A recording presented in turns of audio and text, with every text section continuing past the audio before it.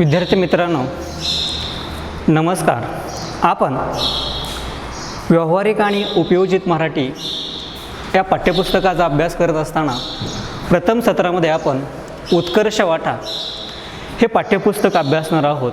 आणि त्या पाठ्यपुस्तकामध्ये महाराष्ट्रातील वेगवेगळ्या क्षेत्रातील यशवंत, नामवंत, कीर्तिवंत व्यक्ती आहेत, त्यांची जीवन कहाणी, त्यांची विचारधारा, त्यांचा जीवन संघर्ष आपण समजून घेत आहोत.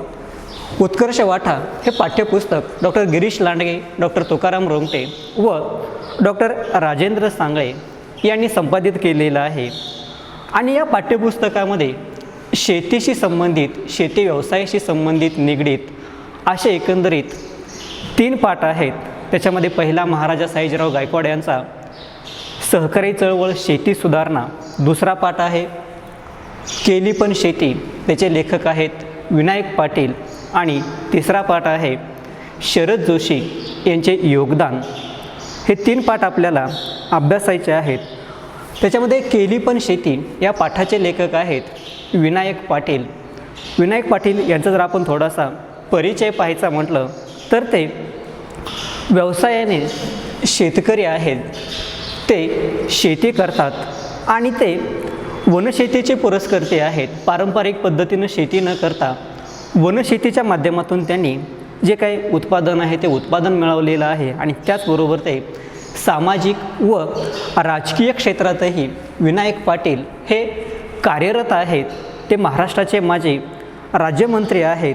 आणि त्यांनी विविध वर्तमानपत्रामध्ये, मग सकाळ असेल, पुढारी असेल, लोकमत असेल, महाराष्ट्र टाइम्स असेल, लोकसत्ता असेल, या वर्तमानपत्रामध्ये किंवा लोकराज्यासारखे जे काही मासिके आहेत त्या मासिकांमध्ये त्यांनी प्रासंगिक जे काही विपुल लेखन आहे ते लेखन केलेलं आहे. की जसं आपण पाहतो सध्या महाराष्ट्र केंद्र सरकारनं कांद्यावर निर्यातबंदी घातलेली आहे. आणि मग त्या निर्यातबंदीचे शेती व्यवसायावरती होणारे परिणाम हा एक प्रासंगिक जो काही लेख आहे, जी काही घटना आहे त्या घटनेचा काय परिणाम होऊ शकतो, अशा त्या कालखंडामध्ये ज्या काही घटना घडलेल्या आहेत शेतीशी संबंधित, त्या घटनावर आधारित त्यांनी विपुल जे काही प्रासंगिक लेखन आहे ते प्रासंगिक लेखन त्यांनी केलेलं आहे. त्यांनी निलगिरीची शेती, 41 वृक्ष आणि गेले लिहायचे राहून या पुस्तकांचं लिखाण केलेलं आहे. आणि गेले लिहायचे राहून या पाठ्यपुस्तकाला त्यांना महाराष्ट्र शासनाचा सर्वोत्कृष्ट ललित गद्यासाठी दिला जाणारा अनंत काणेकर पुरस्कार देऊन त्यांचा जो काही गौरव आहे तो 2017 साली महाराष्ट्र सरकारने केल्याचं आपल्याला दिसून येतं. त्याचबरोबर ते प्रामुख्यानं वनशेतीचे पुरस्कर्ते आहेत. म्हणून वनशेतीतील योगदानासाठी दिला जाणारा food and agricultural development united नेशनचा पुरस्कार त्यांना मिळाला आहे. जमनलाल बजाज असे पुरस्कार देऊन त्यांचं जे काही कार्य आहे, कर्तृत्व आहे, त्याचा गौरव केलं गेल्याचं आपल्याला दिसून येतं. आणि विनायक पाटील केली पण शेती या पाठामध्ये ते गेली 60 वर्षे ते सामाजिक आणि राजकीय क्षेत्रामध्ये कार्यरत असल्याचं आपल्याला दिसून येतं.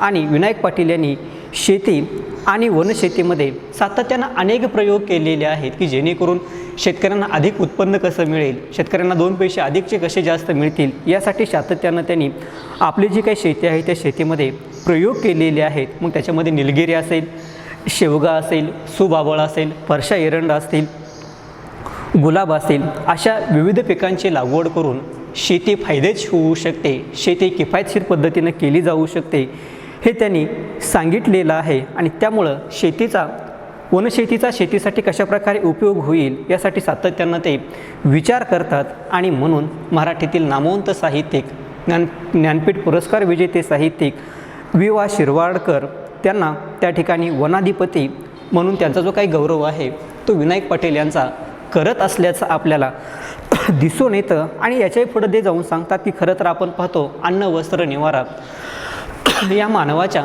मूलभूत गरजा आहेत. आणि मग भूक ही शाश्वत गोष्ट आहे, भूक ही चिरंतन गोष्ट आहे. भूक सकाळ संध्याकाळ माणसाला लागते. आणि भूक ही शाश्वत गोष्ट असल्यामुळं जोपर्यंत भूक आहे तोपर्यंत माणसाला अन्नधान्य लागणार आहे. आणि जोपर्यंत अन्नधान्य लागणार आहे तोपर्यंत शेती हा व्यवसाय मनुष्याला त्या ठिकाणी, मानवाला करावाच लागणार आहे. त्यामुळं भूक ही शाश्वत गोष्ट असल्यामुळं अन्नधान्याचं उत्पादन करणं ही गरज असल्याचं आपल्याला दिसून येतं आणि त्यामुळं ते सांगतात की जर पर्यावरणाचा समतोल, जैवविविधता, सकस अन्न, कुपोषण या विषयावर विनायक पाटील यांचे जे काही विचार त्यांनी त्यांच्या पुस्तकाच्या माध्यमातून मांडलेले आहेत, भाषणांच्या माध्यमातून मांडलेले आहेत, ते विचार आजही त्या ठिकाणी आपल्या समाजाला मार्गदर्शक, प्रेरणादायी ठरत असल्याचं आपल्याला दिसून येतं. आणि एकीकडे आपण पाहतो की सध्या जर परिस्थिती पाहिली तर अनेक शेतकरी सातत्यानं आत्महत्या करत आहेत. शेती परवडत नाही, मग त्यासाठी सामाजिक धोरण, काही सामाजिक कारणं असतील, काही आर्थिक कारणं असतील, काही शासकीय पातळीवरची ध्येय धोरणं असतील.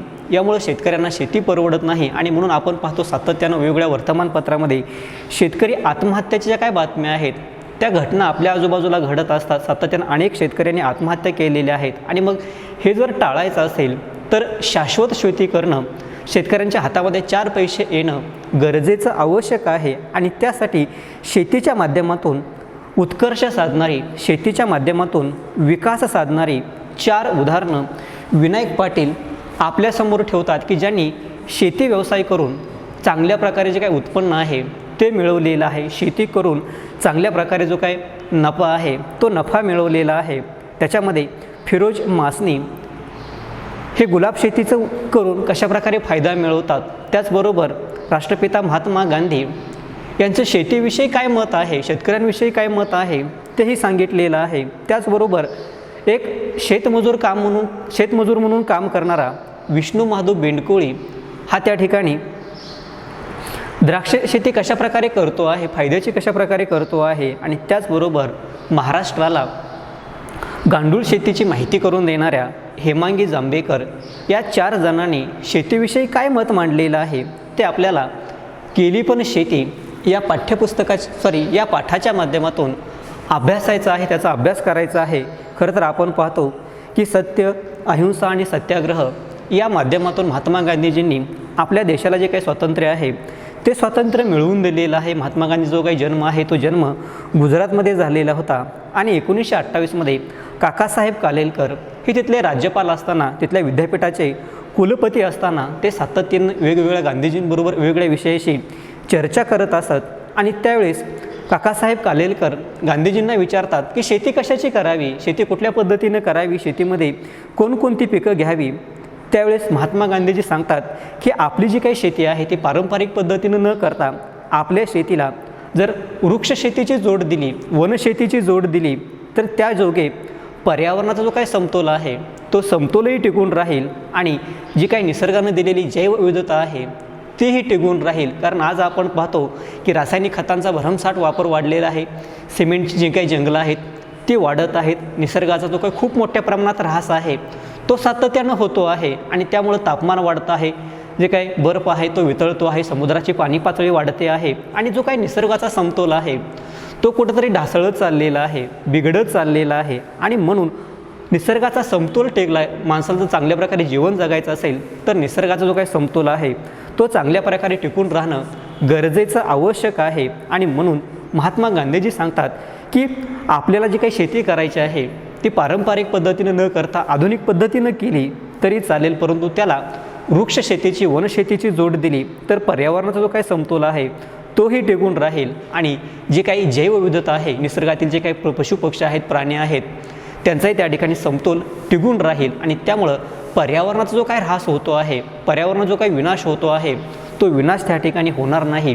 हा विचार स्वातंत्र्यपूर्व कालखंडामध्ये महात्मा गांधीजींनी मांडल्याचं आपल्याला दिसून येतं. म्हणजे आजपासून जवळजवळ 70 वर्षापूर्वी गांधीजींनी जे विचार मांडलेले आहेत ते विचार आजही जर आपण आपल्या आजूबाजूची परिस्थिती पाहिली तर त्या परिस्थितीला तंतोतंत लागू पडत असल्याचं आपल्याला दिसून येतं. आणि याच्या पुढे जाऊन महात्मा गांधीजी वनशेती करायला सांगतातच, परंतु ते असं सांगतात की आपण वेगवेगळी फळझाडं लावली पाहिजेत, मोठमोठी फळझाडं लावली पाहिजेत आणि त्यामुळं त्याचा काय फायदा होईल तर गरिबांच्या आहारामध्ये त्या ठिकाणी फळांचा समावेश होईल आणि त्यांना जे काही सकस आहार आहे, परिपूर्ण अन्न आहे ते परिपूर्ण अन्न मिळेल आणि त्यामुळं समाजातील जे काही कुपोषण आहे ते त्या ठिकाणी दूर होईल. किंवा आपण पाहतो अनेक भूकबळीच्या ज्या काही घटना आहेत त्या बातम्या आपल्याला ऐकायला मिळतात, त्यासुद्धा त्या ठिकाणी टाळता येतील. जसं आपण पाहतो आज महाराष्ट्रातील पालघर असेल किंवा गडचिरोली जिल्ह्यामध्ये असेल की कुपोषणाच्या अनेक घटना घडतात की पोटभर अन्न खायला मिळालं नाही म्हणून अनेक व्यक्ती अनेक बालकं त्या ठिकाणी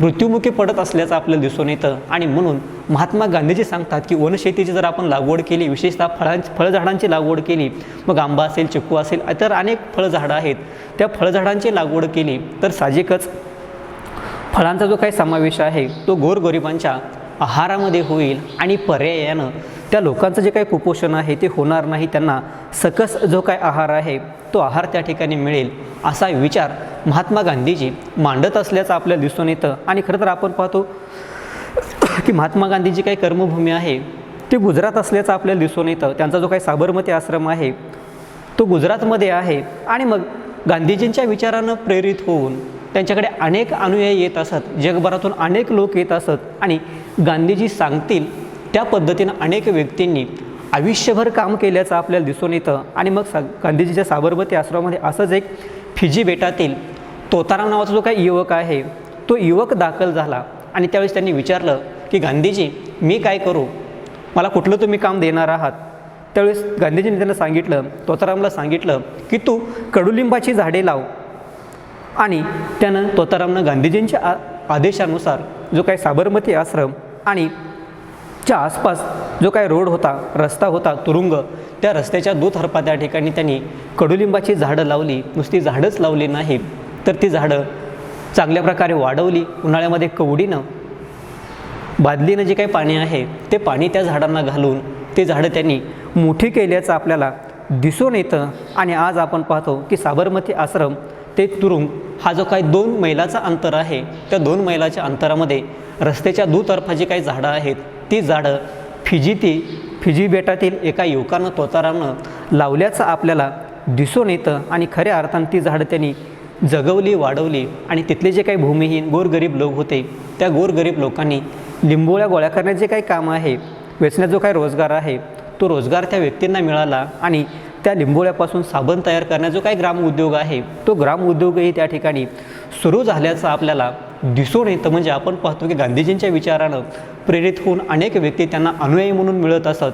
आणि गांधीजी सांगतील, गांधीजी आदेश देतील त्याच्यावरती त्या व्यक्तींनी आयुष्यभर काम केल्याचं आपल्याला दिसून येतं. त्याचबरोबर आपण पाहतो गांधीजी काही वर्ष दक्षिण आफ्रिकेमध्ये होते आणि दक्षिण आफ्रिकेतील त्यांचे जे काही पुतणे आहेत ते पुतणे भावाचा मुलगा साबरमती आश्रमामध्ये राहायला येतात. आणि राहायला आल्यानंतर आपण पाहतो गांधीजींचा पोशाख कसा होता तर अंगावर एक पंचा आणि कमरेला फक्त एक धोतर, अशा पद्धतीने गांधीजी राहत असत. आणि मग त्यांचा पुतण्या साबरमती आश्रमामध्ये राहायला आल्यानंतर त्यांना एक पायजामा आणि एक कुडता जे काही आश्रमातील नियम आहेत त्या नियमानुसार त्यांना देण्यात आला. आणि त्या पुतण्याला असं वाटलं की गांधीजी माझे नातेवाईक आहेत, मला दुसरा एखादा जोड मिळेल का, कपडे मिळतील का, म्हणून ते गांधीजीकडे एक स्पेअर एक्स्ट्रा जो काही ड्रेस आहे ते ड्रेसची त्या ठिकाणी मागणी करतात. त्यावेळेस गांधीजी सांगतात की भारताला सध्या जे काही स्पेअर कपडे आहेत ते स्पेअर कपडे त्या ठिकाणी परवडणारे नाहीत. कारण सगळ्यांना जर स्पेअर द्यायचं ठरवलं तर त्या ठिकाणी कापसाखालचं क्षेत्र वाढवावं लागेल, कपाशीचं क्षेत्र वाढवावं लागेल. आणि कपाशीचं क्षेत्र वाढलं तर अन्नधान्याचं जे काही क्षेत्र आहे ते पर्यायानं कमी होईल. आणि जर अन्नधान्याचं क्षेत्र कमी झालं तर त्या ठिकाणी देशातील जे काही जनता आहे, नागरिक आहेत, लोक आहेत ते त्या ठिकाणी भुकेलेले आहेत. त्यांना अन्न देणं हे माझं परम कर्तव्य आहे. त्यामुळं जर कपडे तुला दिले, प्रत्येकाला स्पेअर जोड दिला तर कापसाचं क्षेत्र वाढेल आणि पर्यायानं त्या ठिकाणी अन्नधान्याचं क्षेत्र कमी होईल. आणि त्यामुळे देशामध्ये भूकबळींची जी काही संख्या आहे, कुपोषणाचं जे काही प्रमाण आहे ते प्रमाण वाढेल असं गांधीजी सांगतात. आणि त्यामुळं भुकेलेला अन्न देणं हे माझं मी धर्मकृत्य मानलेलं आहे आणि ते मला पूर्ण करायचं आहे असं गांधीजी आपल्या नातेवाईकाला सांगत असल्याचं आपल्याला दिसून येतं. आणि याच्याही पुढं जाऊन आश्रमामधील जो काही केर कचरा आहे त्याचं कंपोस्ट खत बनवलं जात असल्याचं आपल्याला दिसून येतं. आणि त्या कंपोस्ट खतापासून आश्रमामध्ये लागणारा जो काही भाजीपाला आहे, अन्नधान्य आहे, फळे आहेत ते पिकवली जात असल्याचं आपल्याला दिसून येतं. आणि त्याच्या जोडीला जे काही गोपालन आहे, गोपालनही त्या ठिकाणी केलं जात असे. कारण विनायक पाटील हे सातत्यानं त्या ठिकाणी गांधीजींच्या संपर्कात असत आणि त्यामुळं त्यांचे जे काही विचार आचार आहेत ते गांधीजींना जवळून पाहण्याची काही संधी आहे, ती संधी मिळाल्याचं आपल्याला दिसून येतं. आणि याच्याही पुढे जाऊन महात्मा गांधीजी सांगतात की पृथ्वी प्रत्येकाच्या गरजा पूर्ण करू शकेल, परंतु प्रत्येकाचा जो काही लोभ आहे तो लोभ पूर्ण करू शकणार नाही. हा विचार खूप महत्त्वाचा असल्याचं आपल्याला दिसून येतं. मानवाच्या ज्या काही अन्न वस्त्र निवारा ह्या ज्या काही मूलभूत गरजा आहेत त्या मूलभूत गरजा निसर्ग आपल्याला पूर्ण करू शकतो, निसर्गाच्या माध्यमातून आपण पूर्ण करू शकतो, परंतु मानवाचा जो काही लोभ आहे की सातत्यानं विकासाच्या नावावरती जो काही निसर्ग आहे ते निसर्गाची हानी करायची, वेगवेगळं तंत्रज्ञान डेव्हलप करायचं आणि त्या माध्यमातून माणसाचा जो काही लोभ आहे, माणसाच्या ज्या काही वाढत्या गरजा आहेत त्या वाढत्या गरजा त्या ठिकाणी कधीच पूर्ण होणार नाहीत. हा विचार महात्मा गांधीजी मांडत असल्याचं आपल्याला दिसून येतं. त्यामुळे ते म्हणतात की पृथ्वी हा जो काही निसर्ग आहे तो निसर्ग तुमच्या आमच्या ज्या काही गरजा आहेत त्या गरजा निश्चितपणे पूर्ण करेल, कारण जीवनावश्यक ज्या काही गरजा आहेत त्या खूप कमी आहेत, परंतु प्रत्येकाचा जो काही लोभ आहे तो त्या ठिकाणी निसर्ग कदापि पूर्ण करू शकणार नाही. हा विचार महात्मा गांधीजींनी मांडल्याचं आपल्याला दिसून येतं. आणि त्यामुळे ते असं सांगतात की आज आपण वृक्षशेती, पर्यावरण समतोल, सकस अन्न, कुपोषण, जैवविविधता, जैविक खतांचा वापर, पीक पद्धतीचं नियोजन, कडुलिंबाची लागवड, त्यांचे विविध उपयोग, धवल क्रांती याविषयी बोलू लागलेलो आहोत, परंतु हे विचार याच्या अगोदर कितीतरी दिवसापूर्वी मांडल्याचं आपल्याला दिसून येतं. आणि त्यामुळे खऱ्या अर्थानं हे विचार आज जरी आपण आचरणात आणले तर निश्चितपणे वृक्षशेती केली तर जो काही निसर्गाचा समतोल बिघडतो आहे, प्रदूषण वाढतं आहे, तो थांबेल, पर्यावरण जो काही समतोल आहे तो राखला जाईल, तापमान कमी होईल, प्रत्येकाला जे काही सकस अन्न आहे, कारण आपण उत्पादन वाढवण्यासाठी हरित क्रांती केली आणि हरित क्रांती करत असताना जो काही भरमसाठ रासायनिक खतांचा वापर आहे तो रासायनिक खतांचा वापर करत आहे आणि त्यामुळं अन्नधान्याचं उत्पादन वाढलं, परंतु त्यातला असणारा जो काही कस आहे तो कस त्या ठिकाणी कमी झालेला आहे. हायब्रिड जे काही बियाणं आहेत ते बियाणांचं प्रमाण वाढलेलं आहे आणि त्यामुळं जैवविविधता टिकवायची असेल तर त्यासाठी जैविक खतांचा जो काही वापर आहे तो करणं गरजेचं आहे. त्याचबरोबर आपण पाहतो की सध्याच्या कालखंडामध्ये जास्तीत जास्त पैसा मिळवून देणारी नगदी पिकं त्या ठिकाणी खूप मोठ्या प्रमाणात घेतली जातात. त्यासाठी पीक पद्धतीचं जे काही नियोजन आहे, जमिनी कुठल्या प्रतीच्या आहे, हवामान कसं आहे, पाणीपुरवठा साधनं कोणकोणते आहेत, त्यानुसार जर पीक पद्धतीचं नियोजन केलं तर कमी कालावधीमध्ये कमी पाण्यामध्ये अधिक चांगलं जे काही उत्पादन आहे ते प्रत्येक पिकाचं मिळू शकतं. आणि त्यासाठी जी काही कडुलिंबाची लागवड असेल, असे जे काही वृक्ष आहेत त्या वृक्षाचीसुद्धा लागवड आपण करणं गरजेचं आवश्यक असल्याचं आपल्याला दिसून येतं. आणि त्याचे जे काही विविध उपयोग आहेत, कारण धवल क्रांती असेल, हरित क्रांती असेल, श्वेत क्रांती असेल, पीत क्रांती असेल, की वेगवेगळ्याचे उत्पादन वाढवण्यासाठी प्रत्येक शासनानं त्या कालखंडामध्ये जे काही निर्णय आहेत ते निर्णय घेऊन उत्पादन वाढीसाठी प्रयत्न केलेले आहेत आणि ते करणंसुद्धा गरजेचं आवश्यक असल्याचं आपल्याला दिसून येतं. आणि खऱ्या अर्थानं गांधीजींनी 500 वर्षापूर्वी, 70-75 वर्षापूर्वी शेतीशी संबंधित जे काही मांडलेले विचार आहेत ते हे आज तुम्हा आम्हाला सर्वांना, समाजाला दिशादर्शक, प्रेरणादायी, मार्गदर्शक असल्याचं आपल्याला दिसून येतं. आणि खऱ्या अर्थानं स्वातंत्र्यप्राप्तीसाठी महात्मा गांधीजींनी ग्रामउद्योग आणि चरखा याचा एक साधन म्हणून त्यांनी उपयोग केल्याचं आपल्याला दिसून येतं. त्यावेळेस त्यांना विचारण्यात आलं की तुम्ही स्वातंत्र्यप्राप्तीसाठी चरखा आणि ग्रामउद्योग वापरत आहात, मग शेतीचं तुम्ही साधन म्हणून का वापर करत नाहीत, तुम्ही शेतीकडे का पाहत नाही, तुम्ही शेतीकडे का दुर्लक्ष करत आहात, असा प्रश्न गांधीजींना विचारण्यात आला. त्यावेळेस गांधीजींनी उत्तर दिलेलं आहे की शेती हा खूपच त्या ठिकाणी व्यापक विषय आहे. शेतीच्या ज्या काही समस्या आहेत त्या खूप जटिल आहेत, गुंतागुंतीच्या आहेत आणि 80% लोकांचा जो काही जगण्याचा संबंध आहे तो थेट शेतीशी येतो आहे. कारण स्वातंत्र्यपूर्व कालखंडामध्ये बहुतांश आपले जे काही नागरिक आहेत, लोक आहेत, ते प्रत्यक्षपणे शेती व्यवसायावरती निगडीत होते आणि त्यामुळं 80% लोकांच्या जगण्याचा जो काही थेट संबंध आहे तो थेट संबंध शेतीशी येतो आहे. आणि म्हणून आता सध्याच्या कालखंडामध्ये जो काही स्वातंत्र्य लढा आहे, स्वातंत्र्याची जी काही चळवळ आहे ती निर्णायक वळणावरती आलेली आहे, अंतिम टप्प्यावरती आलेली आहे. आणि म्हणून जर स्वातंत्र्य मिळवणं गरजेचं आहे, त्यासाठी मी शेतीविषयी थोडासा बाजूला ठेवलेला आहे, शेतीविषयी मी निवडला नाही. यावरून गांधीजींच्या स्वतःच्या क्षमता आणि मर्यादा काय आहेत याची जी काही काटेकोर जाणीव आहे ते त्यांना असल्याचं आपल्याला दिसून येतं. आणि आपण पाहतो जगभरातून, भारतातून अनेक वेगवेगळ्या क्षेत्रातील लोक गांधीजींना भेटण्यासाठी येत असत त्यावेळेस बर्नार्ड शॉ हे गांधीजींना भेटलेले होते आणि भेटल्यानंतर त्यांच्याशी चर्चा केल्यानंतर ते ज्यावेळेस आश्रमामधून बाहेर आले त्यावेळेस पत्रकारांनी बर्नार्ड शॉ यांना प्रश्न विचारला. पत्रकारांना भेटल्यानंतर प्रश्न विचारल्यानंतर ते म्हणाले की गांधीजी म्हणजे साक्षात हिमालयच माझ्यासमोर उभा आहे. या बर्नार्ड शॉ यांच्या विधानातच त्या ठिकाणी गांधीजींचं जे काही मोठेपण आहे, त्यांच्या कार्याचं जे काही मोठेपण आहे ते सामावल्याचं आपल्याला दिसून येतं की जेणेकरून हा पाठ केली पण शेती 4 विभागामध्ये विभागलेला आहे. पहिल्या विभागामध्ये महात्मा गांधींची जे शेतीविषयी जे काही विचार आहेत ते विचार सांगितलेले आहेत. त्यानंतर दुसऱ्या विभागामध्ये फिरोज मासनी आणि हेमा मासनी यांनी कशाप्रकारे शेती केलेली आहे, त्यांनी कशाप्रकारे शेती करून उत्कर्ष साधलेला आहे तेही सांगितलेलं आहे. तर फिरोज मासनी यांचं जे काही शालेय शिक्षण आहे ते डून ह्या स्कूलमध्ये झालेलं होतं आणि पुण्याच्या वाडिया कॉलेजमधून त्यांनी कॉमर्स शाखेची काही पदवी आहे ती पदवी घेतलेली होती की जसं तुम्ही कॉमर्स शाखेमध्ये शिकत आहात तसंच फिरोज मासनी यांनीसुद्धा त्या ठिकाणी कॉमर्स शाखेची जी काही डिग्री आहे ती डिग्री घेतलेली होती आणि त्यानंतर ते इंग्लंडला जाऊन इंग्लंडमधील वेल्स या ठिकाणातून त्यांनी CA चार्टर्ड अकाउंटंट ते झाल्याचं आपल्याला दिसून येतं आणि CA झाल्यानंतर 7 वर्ष त्यांनी इंग्लंडमध्ये जी काही नोकरी आहे ती केलेली होती आणि त्याच कालखंडामध्ये हेमा मासनी यांच्याबरोबर त्यांचं जे काही लग्न आहे ते लग्न झालेलं होतं आणि हेमा मासनी ह्या इंग्लंडच्या कृषी खात्यामध्ये ॲग्रिकल्चर डिपार्टमेंटमध्ये क्रॉप इन्स्पेक्टर म्हणून त्या ठिकाणी काम करत होत्या. म्हणजे दोघंही त्या ठिकाणी इंग्लंडसारख्या प्रगत राष्ट्रामध्ये, विकसित राष्ट्रामध्ये चांगल्या प्रकारे वेल सेटल झालेले होते. फिरोज मासनी CA म्हणून काम करत होते, हेमा मासनी या क्रॉप इन्स्पेक्टर म्हणून शेती खात्यामध्ये काम करत होत्या, चांगल्या प्रकारे वेल सेटल होत्या.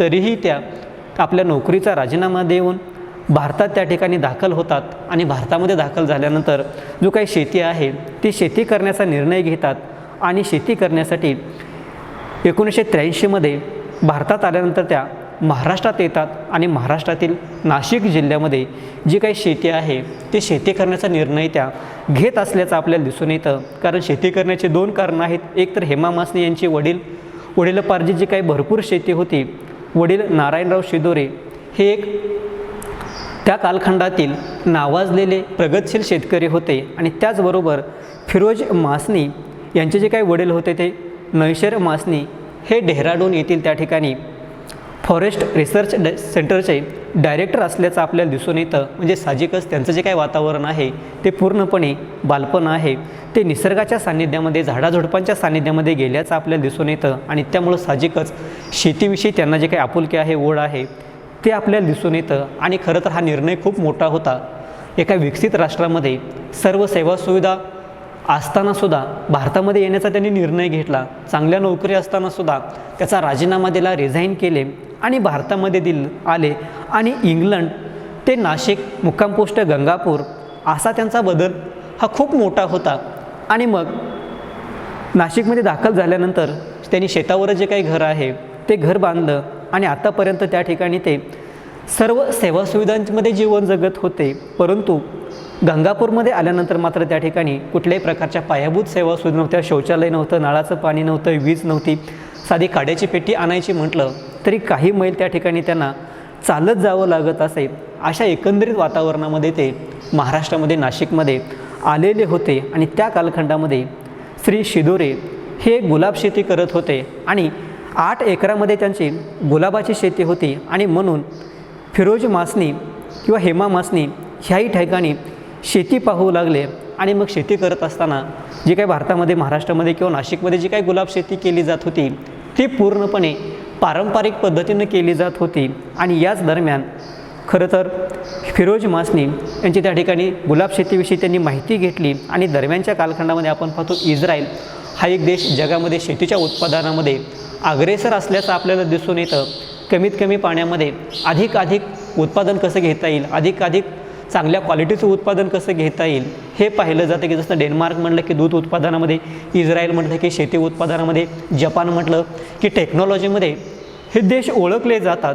म्हणून फिरोज मासनी यांनी इस्रायलचे जे काही गुलाब तज्ज्ञ आहेत डेव्हिड गिलार्ड यांनी त्या ठिकाणी फिरोज मासनी यांच्या शेतीला जी काही भेट आहे ती भेट दिली आणि भेट दिल्यानंतर फिरोज मासनी यांनीसुद्धा इस्रायल भेटी जे काही निमंत्रण आहे ते निमंत्रण स्वीकारलं. त्यांनी इस्रायलला जाऊन कशाप्रकारे आधुनिक पद्धतीनं शेती केली जाते, जसं आपण पाहतो आपल्याकडे आपण ड्रीप पद्धतीनं किंवा शेती करतो आहोत, ही पद्धत सध्या इस्रायलमध्ये कालबाह्य ठरल्याचं आपल्याला दिसून येतं. आणि मग डेव्हिड गिलार्ड यांच्याशी भेट झाल्यानंतर फिरोज मासनी हे इस्रायलला जाण्याचा निर्णय घेतात.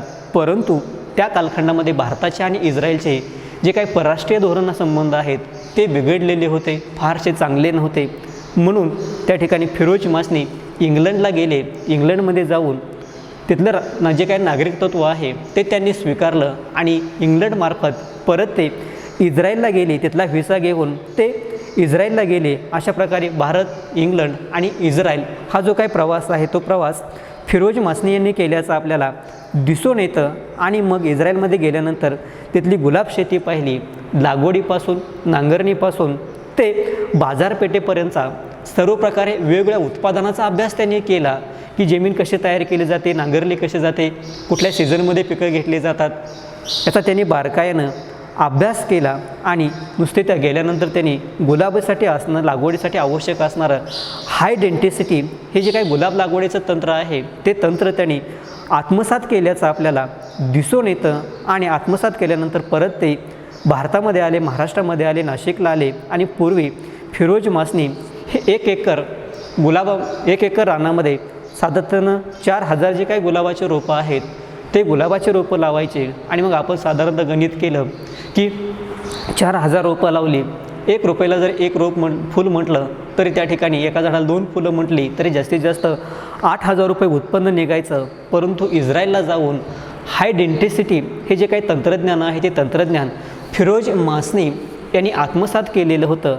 आणि तेवढ्याच जागेमध्ये ते पूर्वी 4000 रोपं लावायचे, आता एकाच एकरामध्ये 7000 जे काही रोपं आहेत त्याच्या 7पट रोपं, 28000 जी काही रोपं आहेत ती रोपं त्या ठिकाणी लावू लागले. म्हणजे तेवढ्याच पाण्यामध्ये, तेवढ्याच रानामध्ये 7पट अधिक जे काही उत्पादन आहे ते उत्पादन हेमा मासनी आणि फिरोज मासनी त्या ठिकाणी घेऊ लागल्याचं आपल्याला दिसून येतं. म्हणजे 7पट जे काही उत्पन्न आहे ते उत्पन्न त्या ठिकाणी त्यांना मिळू लागल्याचं आपल्याला दिसून येतं. आणि खऱ्या अर्थानं हाय डेन्सिटी हे जे काही गुलाब लागवडीचं तंत्र आहे ते तंत्र आत्मसात केल्यामुळं हेमा मासनी आणि फिरोज मासनी यांच्या शेतीमधून निघणारं जे काही उत्पन्न आहे ते खूप मोठ्या प्रमाणात वाढल्याचं आपल्याला दिसून येतं. आणि त्यामुळं ते सांगतात की हरित क्रांतीच्या पलीकडे जाऊन भारतानं फुलशेतीकडे लक्ष देणं गरजेचं आवश्यक आहे असं हे फिरोज मासनी सांगतात. आणि ते असं सांगतात की फुलशेतीला जगामध्ये खूप मोठं मार्केट आहे, म्हणून फुलशेती अद्ययावत पद्धतीनं आधुनिक तंत्राच्या सहाय्यानं करणं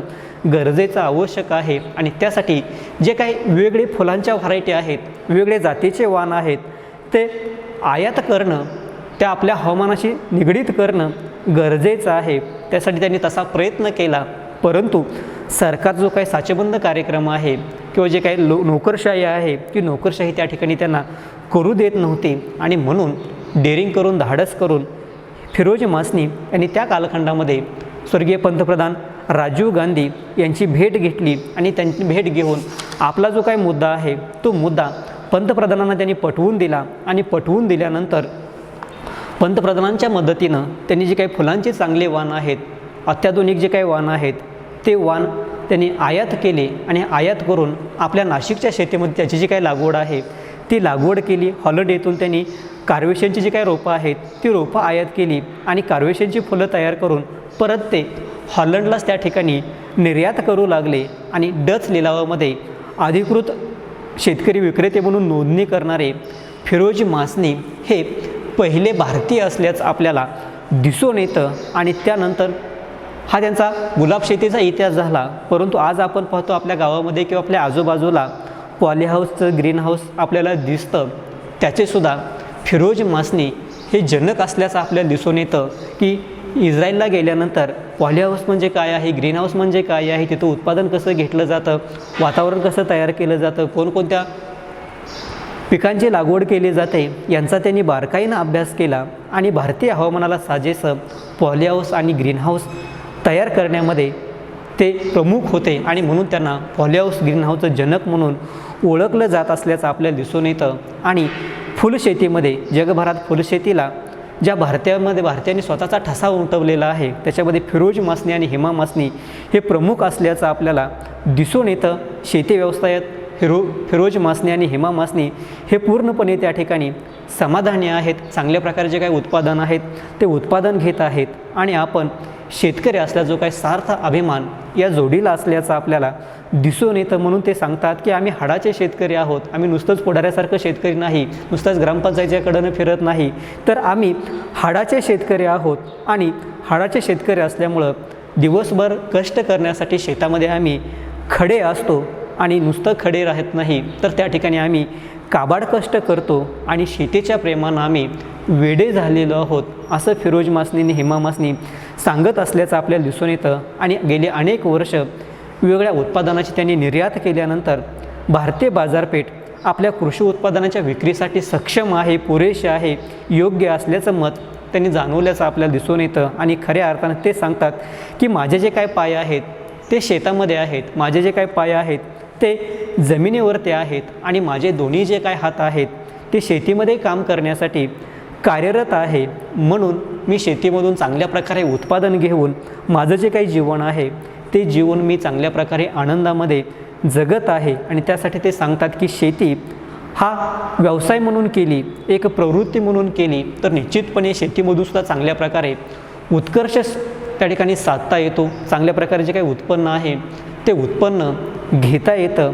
हेच या पाठाच्या माध्यमातून विनायक पाटील यांनी महात्मा गांधींचे शेतीविषयी विचार व हेमा मासनी व फिरोज मासनी यांनी शेतीच्या माध्यमातून कशाप्रकारे विकास साधलेला आहे, कशाप्रकारे डेव्हलपमेंट केलेली आहे. कारण आपण सध्याच्या कालखंडामध्ये परिस्थिती पाहिली की अनेक शेतकरी शेतीमध्ये उत्पादन मिळत नाही, शेती कायमच तोट्यामध्ये आहे म्हणून चर्चा करतात. परंतु शेतीमध्ये स्वतःला झोकून दिलं, चांगल्या प्रकारे कष्ट घेतलं, पिकतंय काय याच्यापेक्षा विकतंय काय याचा विचार करून उत्पादन घेतलं तर शेतीसुद्धा फायद्याची होऊ शकते. हा विचार विनायक पाटील यांनी केली पण शेती या पाठाच्या माध्यमातून मांडल्याचं आपल्याला दिसून येतं.